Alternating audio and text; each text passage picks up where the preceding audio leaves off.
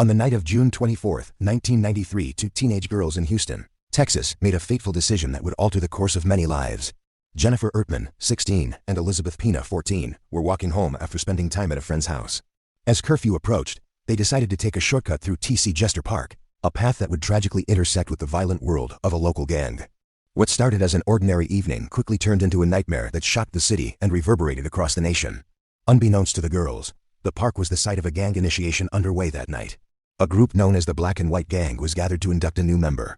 Present were Peter Cantu, the gang's ringleader, his brother Joe Cantu, and members Derek O'Brien, Efrain Perez, Raul Villarreal, and Jose Medellin. They had just finished a violent initiation ritual involving the savage beating of a recruit when Jennifer and Elizabeth happened to cross their path.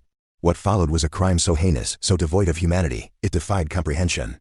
The gang, intoxicated by alcohol, testosterone, and their own cruelty, surrounded the girls. In a wooded area near the railroad tracks, they took turns raping them brutally and repeatedly. The assaults lasted over an hour. The girls fought and pleaded, but their cries went unanswered. Once the gang had satisfied their depraved urges, the decision was made to kill them, to ensure they could never identify their attackers. Jennifer and Elizabeth were strangled with shoelaces and belts, and their lifeless bodies were left in the brush near White Oak Bayou. The gang members fled into the night, boasting to one another about what they had done. When the girls didn't come home, panic set in. Both families knew something was terribly wrong. They reported their daughters missing and began a desperate search. For days, there were no answers, just growing dread. It wasn't until July 8, nearly 2 weeks later, that a tip finally broke the silence.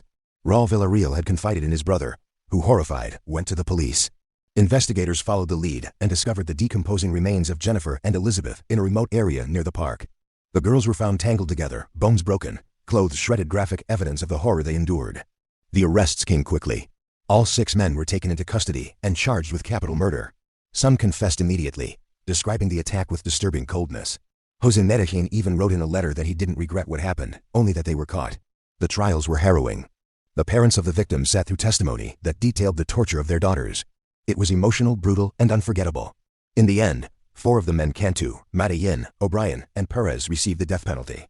Joe Cantu and Villarreal, due to their lesser roles and younger ages, received long prison sentences.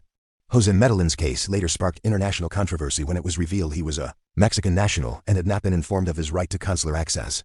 The International Court of Justice and even the President of the United States attempted to intervene.